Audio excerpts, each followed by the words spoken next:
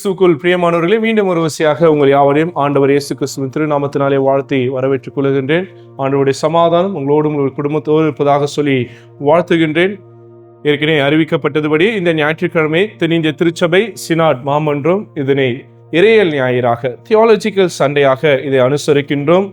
அதுக்காக சிந்திக்கும்படியாக கொடுத்திருக்கிற தலைப்பு theological education making the church A learning community. அதாவது இறையியல் கல்வி திருச்சபையை ஒரு கற்கும் சமூகமாக்குதல் என்கின்ற தலைப்பின் கீழாக நாம் சிந்திக்க அழைக்கப்படுகின்றோம். நாம் ஒரு காணொலியை பார்த்தோம். அந்த வீடியோ நமக்கு ஒரு அழகான ஒரு டெஸ்டிமோனியை நமக்கு கொடுக்குறது. இந்த தென்னிந்திய திருச்சபை ஷாஜா தமிழ் திருச்சபை என்பது சாதாரண ஒரு திருச்சபை அல்ல. இதனுடைய திருப்பணி பல தரப்பட்ட நிலையில் பிரிந்து காணப்படுகின்றது. சில நேரங்களில் அது நம்ம மக்களுக்கு அறிவிக்காமல் போவதனால தான் இந்த திருச்சபையுடைய சிறப்பும் இதை செய்யக்கூடிய மேன்மையான ஊழியங்களும் புதிய தலைமுறைக்கு தெரியுதில்லை. அதனாலதான் இன்றைக்கு தினத்திலே இந்த வீடியோவுடைய நோக்கமும் அதுதான். இந்த ஊழியத்தை, இந்த ஆயர்களை உருவாக்குகின்ற திருப்பணியை ஏதோ ஓராண்டாக 2 ஆண்டாக இல்லை, பல ஆண்டு காலமாக இந்த திருச்சபை செய்து வருகிறது. மோர் தென் எ டிகேட் இந்த திருச்சபை பல ஆயர்களை உருவாக்கி இருக்கிறது. எத்தனை திருச்சபை அப்படி செய்யும் நமக்கு தெரியல. ஒரு வருடத்திற்கு ஒரு இறையியல் கல்வி என்பது 1 இயருக்கு ஒரு தியாலஜிக்கல் எஜுகேஷன் அப்படின்னு நீங்க எடுத்து ஒரு ஃபீஸ்ன்னு பார்த்தீங்கன்னா 1.25 lakhs வெறும் ஃபீஸ் மட்டும் நான் சொல்றேன். இதை தவிர்த்து அந்த குருத்துவ மாணவர் மாணவி அவங்களுடைய தனிப்பட்ட தேவைகள் இருக்கும், பல்வேறு பொருளாதார தேவைகள் இருக்கும். அப்படிப்பட்ட கடினமான ஒரு சூழ்நிலையில் தங்களுடைய சொந்த பணத்தை போட்டு அவங்க கடன் வாங்கி படிக்கக்கூடிய குருவானவர்கள் உண்டு.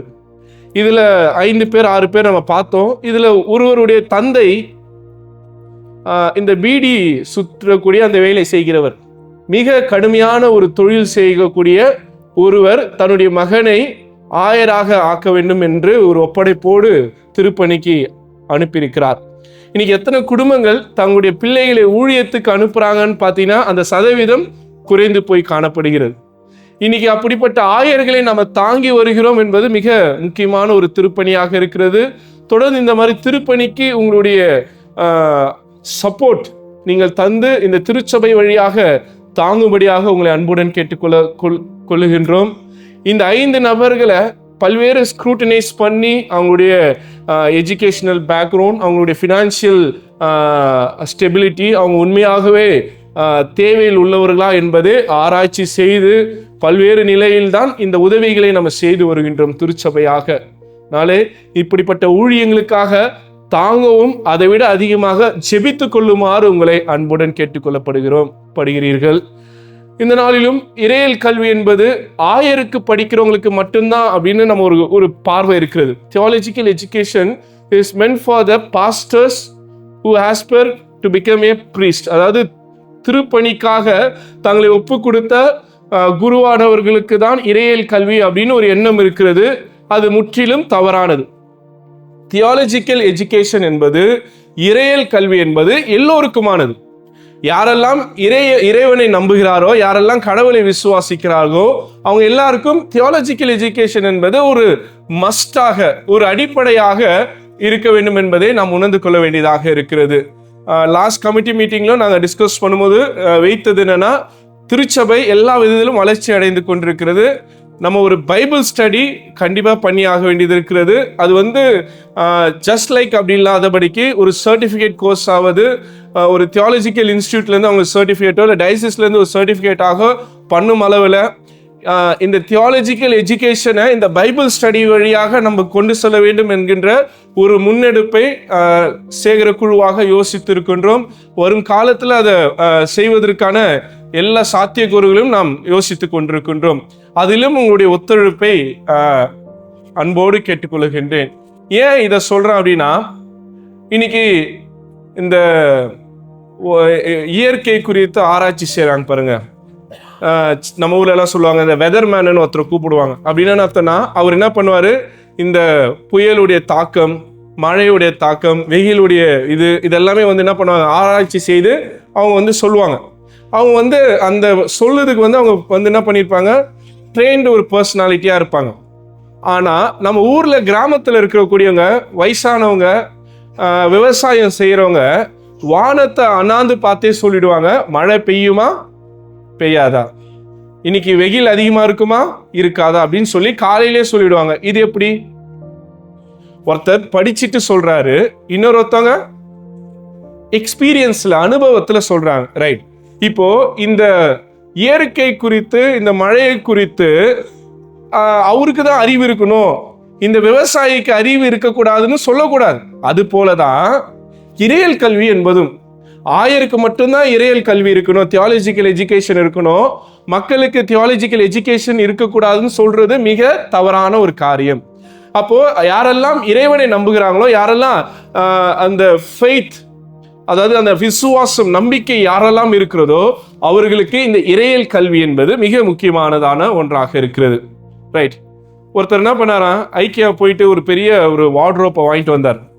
வார்ட்ரோப் வாங்கிட்டு வரும்போது என்ன பண்ணுவாங்க, அது வந்து ஒரு பாக்ஸில் கொடுத்துருவாங்க. அது நம்ம என்ன பண்ணுவோம், அதில் இருக்கக்கூடிய அந்த உடன் பிளாங்க்ஸ் எல்லாம் நம்ம அடுக்கி அதை ஸ்க்ரூ பண்ணுறோம், அதெல்லாமே வந்து ஃபிக்ஸ் பண்ணணும். ரைட். ஒரு டப்பாவில் இருக்கும், அதை எடுத்து நம்ம ஃபிக்ஸ் பண்ணும்போது ஒரு மிகப்பெரிய ஒரு வார்ட்ரோபாக, ஒரு பெரிய இதுவாக, கபோர்டாக அது மாறும். நம்மால் வந்து ரொம்ப ஓவர் கான்ஃபிடென்ட்டாக என்ன பண்ணிட்டாரு, பாக்ஸை ஓப்பன் பண்ணி அந்த கட்டைகளெல்லாம் அடுக்கி அவரே ஸ்க்ரூ பண்ண ஆரம்பித்தார். அப்படியே அவருக்கு ரொம்ப அறிவு இருக்கிற மாதிரியே ஸ்க்ரூ பண்ணிகிட்டே இருக்கிறாரு.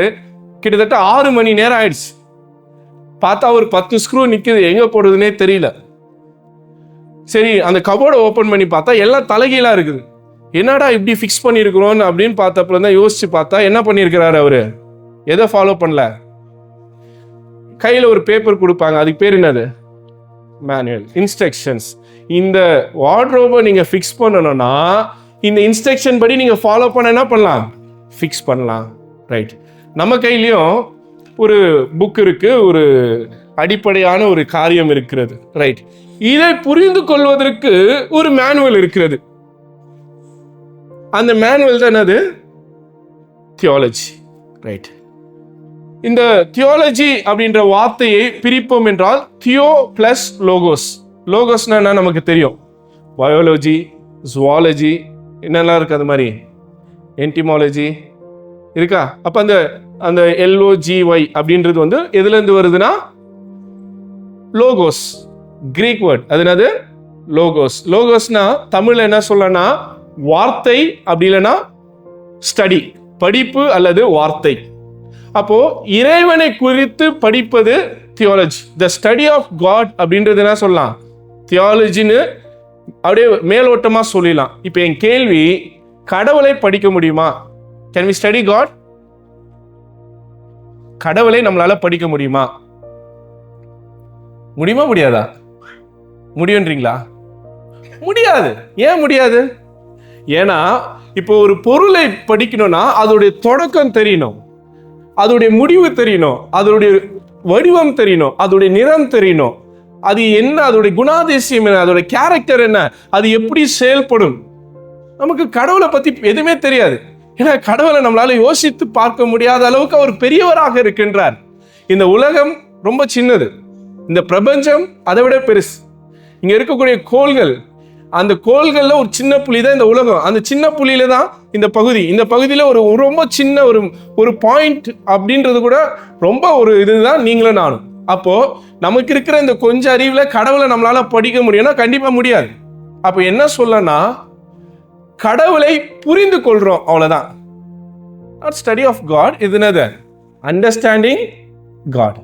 கடவுள் யார் என்று நாம் அறிந்து கொள்கின்றோம், புரிந்து கொள்கின்றோம். ரைட். எப்படி?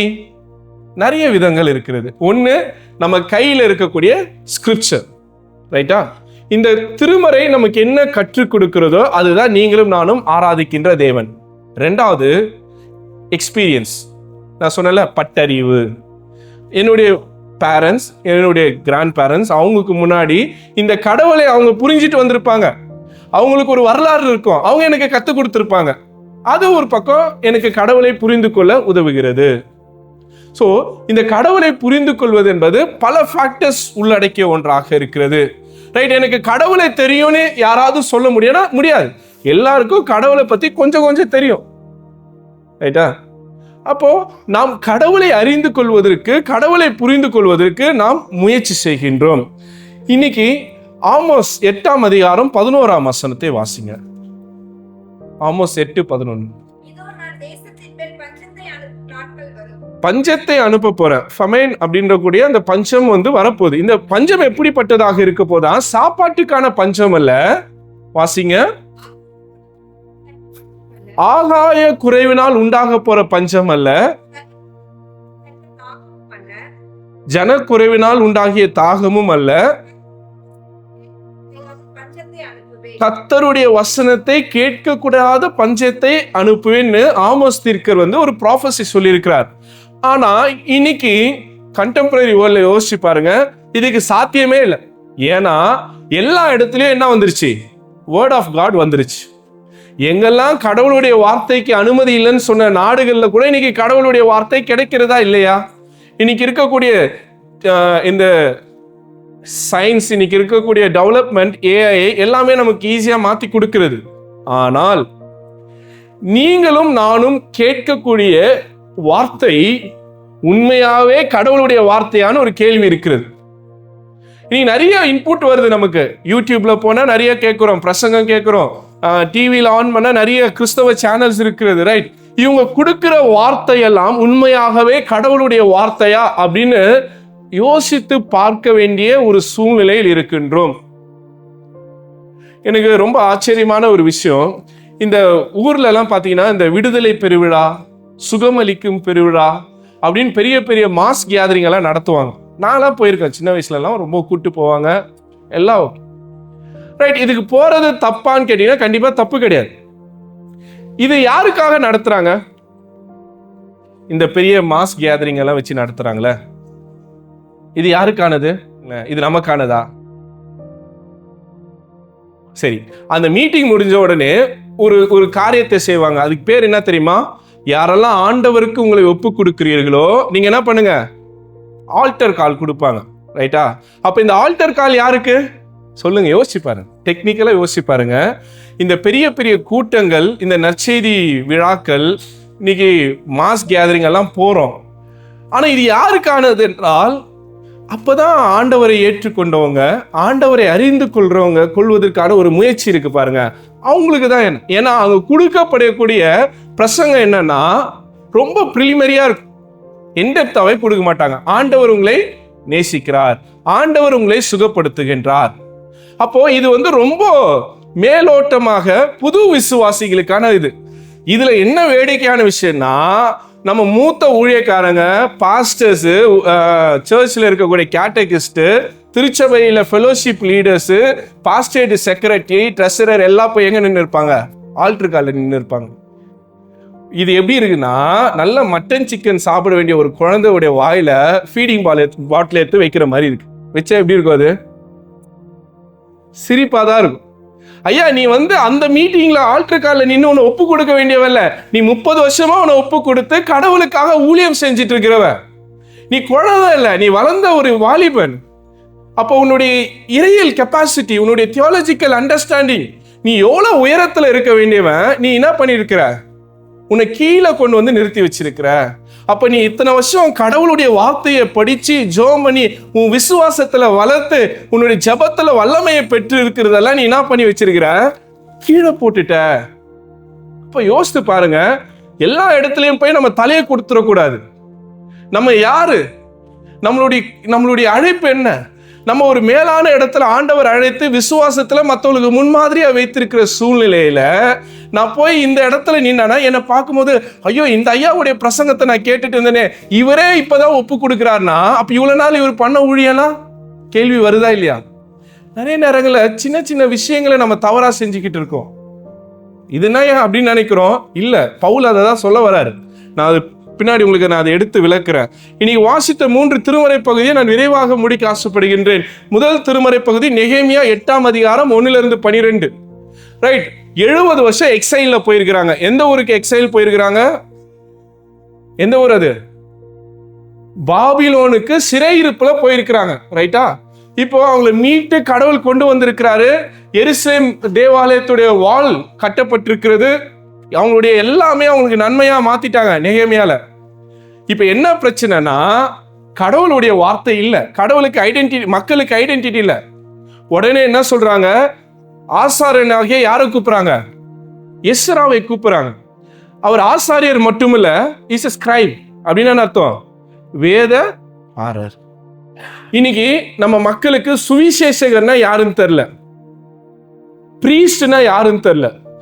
சுவிசேஷகர் இந்த பிரதர், அந்த பிரதர், இந்த மாவடி, அந்த மாவடி அப்படின்னு சொல்லி போறீங்களே, அவங்க எல்லாம் இவாஞ்சலிஸ்ட். தே பிரீச் காஸ்பல், அவ்வளவுதான். They can't teach. வித்தியாசம் இருக்கா? அவங்க என்ன பண்ண முடியும்? அவங்களால காஸ்பல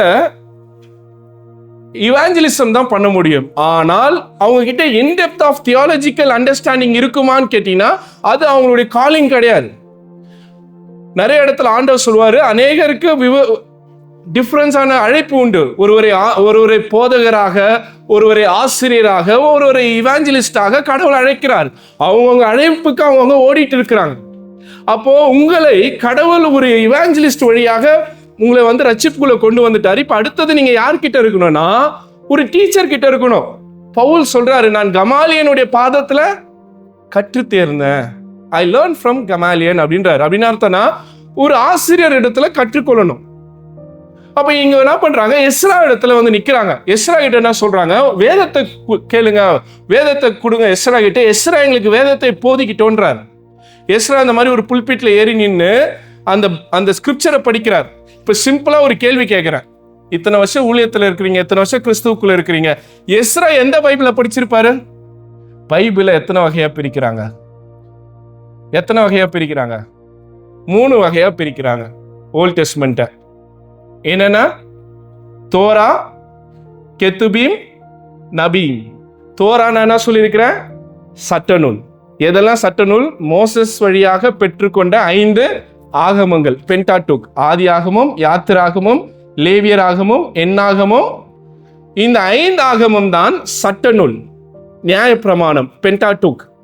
இதுக்கு அடுத்தது நபீம் அப்படின்னு நான் சொல்லியிருக்கிறேன், தீர்க்க தரிசன புத்தகங்கள். ஏசையா, எரேமியா, எசேக்கியேல், ஆமோஸ், ஓபதியா, 12 சிறிய தீர்க்கர்கள், இதெல்லாம் இதுக்குள்ள வரும்.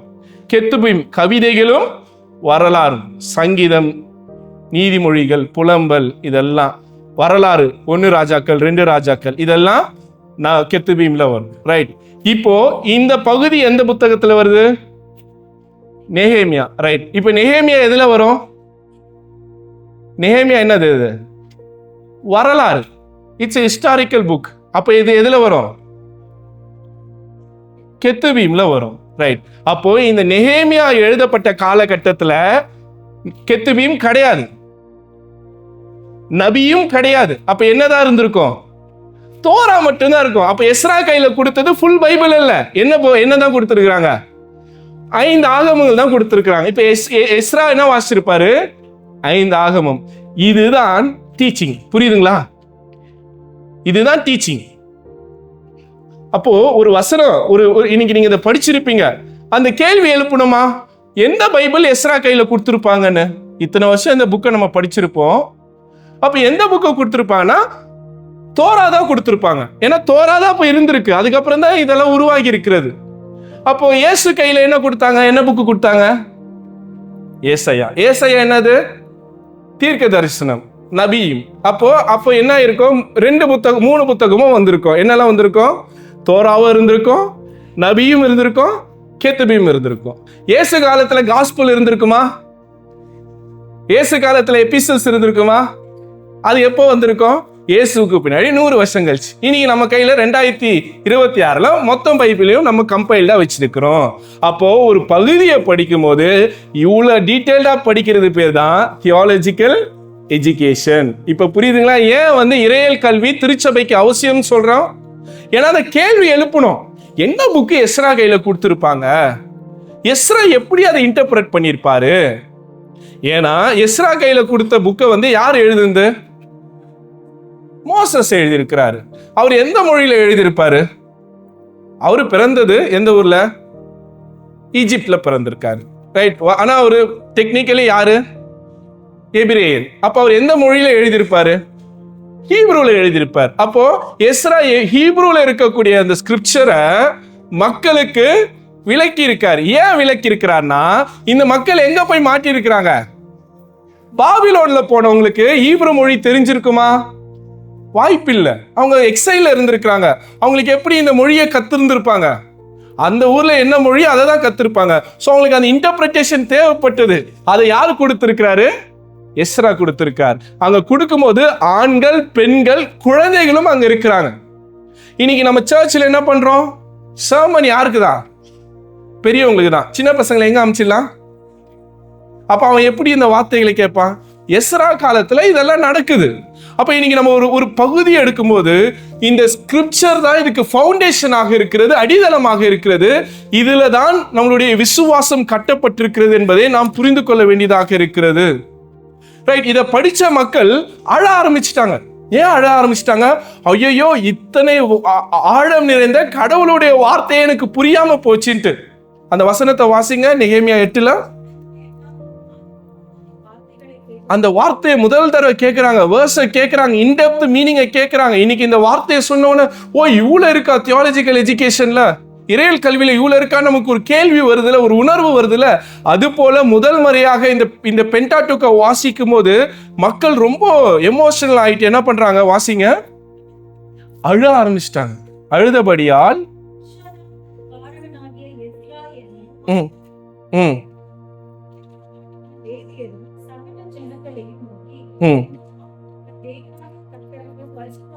ஐயா, இது நீங்க அழ வேண்டிய நேரம் இல்ல. கடவுள் தன்னுடைய மகிமையை வெளிப்படுத்தியிருக்கிறார். அதனால நீங்க அழாம என்ன பண்ணுங்க? வாசிங்க. துக்கப்படமும் அழவும் வேண்டாம் என்றார்கள். அவர்களை நோக்கி, கொழுமையானதை புசித்து மதுரமானதை குடித்து உங்களுடைய பங்குகளை ஷேர் பண்ணி, இந்த நாள் ஆண்டவருக்கு பரிசுத்தமான நாள், விசாலப்பட வேண்டாம், கர்த்தருக்குள் மகிழ்ச்சியாயிரு. ஏன் தியாலஜிக்கல் எஜுகேஷன் மஸ்ட் அப்படின்னு நீங்க கேட்டீங்கன்னா, த ரெஸ்பான்சஸ் கர்த்தருக்குள் மகிழ்ச்சியாயிருப்பது. ஏனென்றால் மேலோட்டமாக படிச்சா இந்த வேதத்துடைய ஆழம் நமக்கு புரியாது. அதோடைய இன்டெப்த் மீனிங் புரிஞ்சுக்கணும்னா நமக்கு தியாலஜிக்கல் எஜுகேஷன் மஸ்ட். நம்ம ஒரு கட்டத்துல குழந்தையா இருந்தோம், பாலை குடிச்சோம், கர்த்தர் என் மேய்ப்பரா இருக்கிறார், நான் தாழ்ச்சி அடையேன்னா ஓகே, முடிஞ்சு போச்சு. உன்னதமான ஒரு மறைவு இருக்கிறவன் சர்வ வல்லவரின் நிழலில் தங்குவான். ஓகே, பயம் வந்தப்போ அந்த வசனத்தை சொன்னா போச்சு. அது போதாது. என்னுடைய இத்தனை வருஷம் விசுவாசத்துல நான் வளரணும். வளரும் போது இன்டெப்த் மீனிங் எனக்கு வேணும். கர்த்தர் ஏன் மேய்ப்பரா இருக்கிறாரு? கர்த்தர் வேற ஏதாவது ஒரு தொழிலாளியா இருக்கலாம்ல. ஏன்னா மெய்ப்பனுக்கு தான் தன் ஆடு மேல கரிசனை. அப்ப கடவுளுக்கு என் மேல கரிசனை, அதை புரிந்து கொள்வதுதான் இறையல். அப்ப இன்னைக்கு நம்ம இந்த இவாஞ்சலிசத்துக்கு பின்னாடியோ இல்ல காஸ்பல் மீட்டிங்ஸ் பின்னாடி ஓடக்கூடாது. பைபிள் ஸ்டடிக்கு பின்னாடி எங்கெல்லாம் பைபிள் ஸ்டடி பண்றாங்க, எங்கெல்லாம் மக்களுக்கான இறையல் கல்வி இருக்கிறதுன்னு நம்ம தேடி படிக்கணும். வாய்ப்பு இருந்தா மொழிகளை படிங்க, ஹீப்ரு படிங்க, கிரேக்கம் படிங்க. பைபிளை தமிழ்ல படிக்கிறத விட, பைபிளை இங்கிலீஷ்ல படிக்கிறத விட, பைபிள் அது மொழியில படிங்க.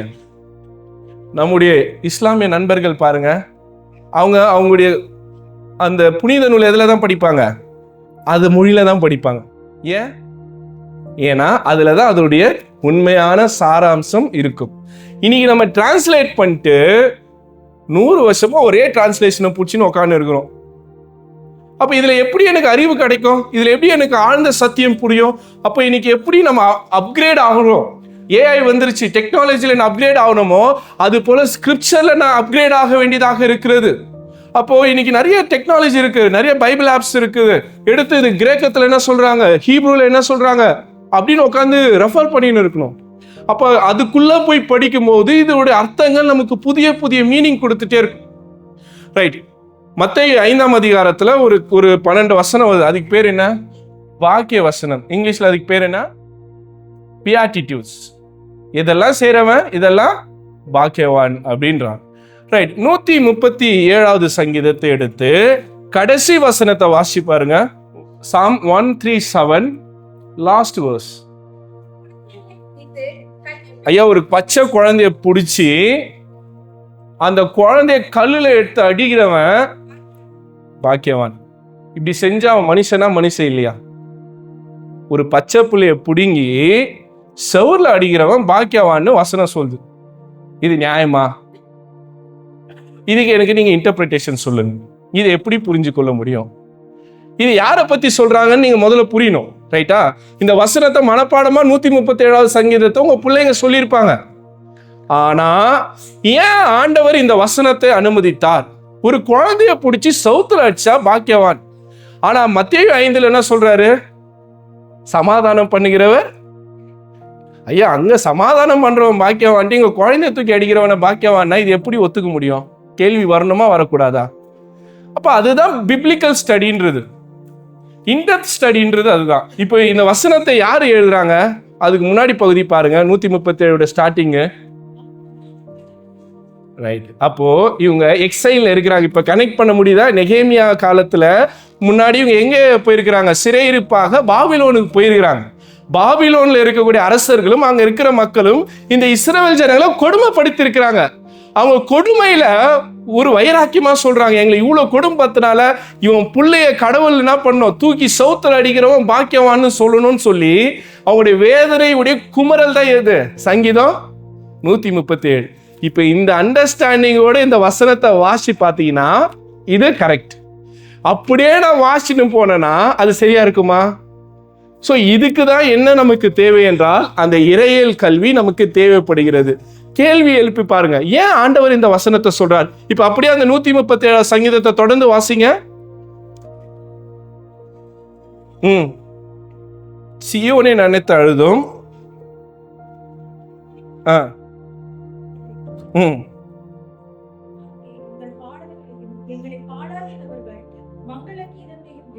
ஐயா, எங்களை சிறைச்சாலையில போட்டு எங்களை பாழாக்கி இருக்கிறாங்க, எங்களை கொடுமைப்படுத்துறாங்க. நாங்க கொடுமையை அனுபவிச்சுட்டு இருக்கும் போது பாபிலோன்ல எங்க கையில இன்ஸ்ட்ருமெண்ட்ஸை கொடுத்து பாட்டு பாடுன்றாங்க. எப்படி நான் பாட முடியும்? பாட்டு எப்ப பாட முடியும்? நான் மகிழ்ச்சியா இருக்கும்போது சங்கீதங்களை பாட முடியும். நாங்க வலியிலும் வேதனையிலும் கொடுமையிலும் பாபிலோன் ஜெயில கஷ்டப்பட்டு வாழ்ந்துட்டு இருக்கிறோம். எங்க சொந்த நாட்டை விட்டு நாங்கள் இங்க சிறைப்பட்டு இருக்கின்றோம். இந்த சூழ்நிலையில என்ன பாட சொல்லி இருக்கிறாங்க. இப்ப நாங்க என்ன பாட முடியும் அப்படின்னு சொல்லி இந்த சங்கீதத்தை எழுதுறாங்க. அவங்க நாடு கடத்தப்பட்டவருடைய புலம்பல் இது. இது அப்படியே எடுத்துக்கிட்டு வேதத்துல சொல்லி இருக்குது, பாபிலோன்ல பிறந்த குழந்தையெல்லாம் தூக்கி அடிக்கணும்னு, வா எல்லாம் போலாம் அப்படின்னு சொல்லி அங்க இருக்கக்கூடிய குழந்தைங்களை தூக்கி அடிச்சா அதுக்கு பேர் தான் என்ன தெரியுங்களா? எக்ஸ்ட்ரீமிஸ்ட். அதுக்கு பேர் தான் டெரரிசம். அப்போ ஒரு வசனத்தை அப்படியே எடுத்துக்கொள்ள கூடாது. அது எதுக்காக சொல்லப்பட்டது, ஏன் சொல்லப்பட்டது, அதோடைய கான்டெக்ஸ்ட் என்ன, அதோடைய ஹிஸ்டாரிக்கல் பேக்ரவுண்ட் என்ன, அதோடைய ஜியோகிராபிக்கல் சூழ்நிலை என்ன என்பதை ஆராய்ந்து பார்த்து தான் ஒவ்வொரு வார்த்தையும் பிரசங்கம் பண்ணும். நம்ம ஆட்கள் எடுத்துருவாங்க, ஆதி ஆகமத்துல இருந்து வெளிப்படுத்தல் வரையில மக்களுக்கு எல்லா வார்த்தையும் உங்களுக்கு தான். அப்ப இதே வார்த்தை மக்கள் எடுத்துக்க வேண்டியதானே? வாங்க நேரம் பாபிலோனுக்கு போலாம், குழந்தை தூக்கி அடிக்கலான்னு, ரைட்? அப்படி போய் கூட்டங்களிடத்தில் மாற்றிக்கொள்ளக்கூடாது என்பதற்கு தான் தியாலஜிக்கல் எஜுகேஷன் இஸ் மஸ்ட். அடுத்ததாக இன்னைக்கு வாசிக்க கேட்ட 1 கொரிந்தியர் 14ஆம் அதிகாரம், ரொம்ப அழகான வசனம். அதுல அந்த முதல் வசனத்தை வாசிங்க, 20ஆம் வசனத்தை. சகோதரரே, நான் ஆரம்பத்துல சொன்னல, நீங்க குழந்தை மாதிரி திங்க் பண்ணாதீங்க. You are not child anymore. நீங்க போய் அந்த காஸ்பல் மீட்டிங்ஸ்ல நிக்காதீங்க, போய் ஆல்டர் காலில் நிக்காதீங்க. நீங்க 20 வருஷம் விசுவாசி, 30 வருஷம் விசுவாசி, பைபிளை 10 முறை படிச்சிருக்கிறீங்க, ஆண்டவருக்கு ஒப்பு கொடுக்கிறேன்னா, ஆண்டவருக்கு நான் ஒப்பு கொடுத்ததுனால தலைமுறையாக நாங்கள் திருச்சபையில ஆண்டவருக்காக வாழ்ந்துட்டு இருக்கிறோம் சாட்சியா. அப்ப இன்னைக்கு அந்த ஆல்டர் கால் என்பது புது விசுவாசிக்கு, புதுசா ஆண்டவரை ஏற்றுக்கொள்வதற்கு. அவன் தான் டிவி முன்னாடி கையை வச்சு ஜோம் பண்ணணும். நீங்க டிவி முன்னாடி வச்சு கையை ஜோம் பண்ணக்கூடாது. நீங்க உங்க பெட்ரூம்ல க்ளோஸ் பண்ணி அபிஷேகத்துல நிரம்பி அந்நிய பாஷை பண்ணி நீங்க ஜோம் பண்ணணும். நீங்க ஜோம் பண்றதுனால மற்றவங்களுக்கு கிரியை நடக்கணும். நீங்க போய் யாருக்கிட்டையாவது கிரியைக்காக எதிர்பார்த்துன்னு இருக்காதீங்க. நீங்கள் குழந்தைகளை போல திங்க் பண்ணாதீங்க. Don't think like as a child. வாசிங்க, நான் சொல்லுங்க ஐயா இவ்வளவு கோபமா சொல்றாருன்னு. பவுல் சொல்றாரு, வாசிங்க அந்த வசனத்தை. சகோதரரே, புத்தியிலே குழந்தைகளால் இராதிருங்கள், துர்க்குணத்திலே குழந்தைகளாயும் புத்தியிலோ தேறினவர்களாக இருங்கள். இங்கிலீஷ்ல வாசிக்கலாமா? ரொம்ப பியூட்டிஃபுல்லா இருக்காது இங்கிலீஷ்ல. brothers and sisters, stop thinking like a children. In regard to evil, be infant. ஐயா, தீமையை பார்த்தா குழந்தையை போல தள்ளி நில்லு. ஆனா உங்களுடைய தாட் ப்ராசஸ்ல, உங்களுடைய திங்கிங்ல be matured. நல்லா வளர்ந்தவளாக திங்க் பண்ணுங்க, குழந்தையை போல திங்க் பண்ணாதீங்கன்றார். அடுத்தது, இன்னைக்கு இருக்கக்கூடிய மிகப்பெரிய பிரச்சனை மெயின்லைன் சர்ச்சஸ்ல இருக்கக்கூடியவங்களுக்கு, நம்ம அந்நிய பாஷையே பேசுறது இல்லையே, ஐயோ நம்ம ஆவிக்குரியவர்கள் இல்லையே, நம்ம அந்நிய பாஷை பேசினா தானே ஆவிக்குரியவர்கள் அப்படின்னு சொல்லி இன்னைக்கு ஏமாத்துறாங்க. ஐயா, அவங்களுக்கு இந்த வசனத்தை சொல்லுங்க. நான் சொல்லல, பவுல் கொரிந்தியருக்கு எழுதும்போது என்ன சொல்றாரு வாசிங்க. என் திருமறையில் அப்படிதான் போட்டிருக்கு, மை பைபிள் அப்படிதான் ரெக்கார்ட் பண்ணப்பட்டிருக்கிறது, உங்க பைபிள்லயும் அப்படிதான் இருக்கும்னு நினைக்கிறேன். எடுத்துக்கொள்ளுங்க அந்த வசனத்தை வாசிங்க. மறுபாஷைக்காரரும் மறு உதடுகளாலும் இந்த ஜனங்களிடத்தில் பேசுவேன், ஆகிலும்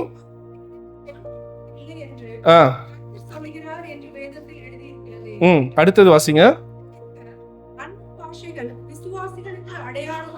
ஐயா, வசனம் என்ன சொல்லுது எல்லாம் பாருங்க. அந்நிய பாஷை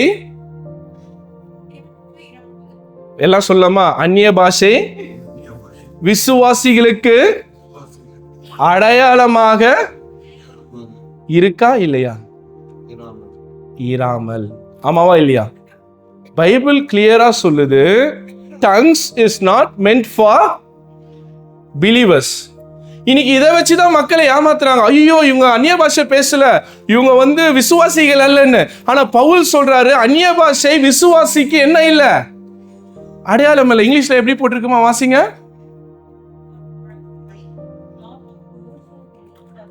Tongues are not sign for believers. ஆனா எது சைன்? வாசிங்க தொடர்ந்து. அது யாருக்கு அடையாளம் தெரியுமா? அவிசுவாசிகளுக்கு, நான் பிலீவர்ஸ்க்கு தான் அது அடையாளம். ஆமால, இங்க வந்தா நம்ம அந்நிய பாஷை பேசலால அப்படின்னு அதாவது நான் பிலீவர்ஸுக்கு தான் அது அடையாளன்றாரு. அப்ப பிலீவர்ஸ்க்கு எது அடையாளமா? அவரே சொல்றாரு, வாசிங்க அடுத்தது. தீர்க்க தரிசனமோ அவிசுவாசிகளுக்கு அடையாளமா இல்லாமல் விசுவாசிகளுக்கு. அப்ப உங்களுக்கு எனக்கு எது அடையாளம்? ப்ராஃபசி, தீர்க்க தரிசனம்.